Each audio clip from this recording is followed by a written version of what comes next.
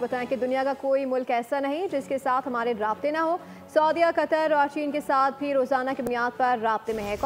قومی اسمبلی اجلاس وفاقی وزیر دفاع خواجہ آصف اہتاب کہا کہ بھارت کے ساتھ ان کے قریب ترین حلیف بھی نہیں کھڑے۔ مولانا نے صحیح کہا ہے کہ ان سے سفارتی کوششوں کو اور تیز کرنا ہوگا۔ انہوں نے بتایا کہ ہم نے بھارت کے 5 جہاز گرائے، ڈرون حملے ہوئے ہیں، ان ڈرونز کو ہم نے اپنی پہنچ میں لا کر ہٹ کیا ہے، کسی کو شک نہ ہو، ہم بھرپور جوابی کارروائی کر رہے ہیں۔ پاکستانی قوم اطمینان رکھے، ہم 200% تیار ہیں۔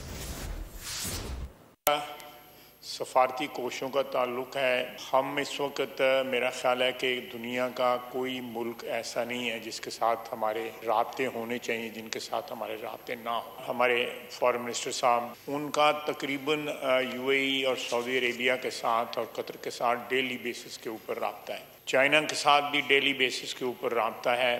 اس وقت ہندوستان کے ساتھ اس کے قریب ترین حلیف جو ہیں وہ بھی نہیں کھڑے جو ہے۔ مولانا نے صحیح فرمایا کہ ان سفارتی کوششوں کو اور زیادہ تیز کر کے ان کو افیکٹو کرنے کی ضرورت ہے، اور 5 جہاز ہم نے جو گرائے ہیں ان کے، یہ بھی ایک فضائی جنگ کی تاریخ میں ایک سنگ میل ہے۔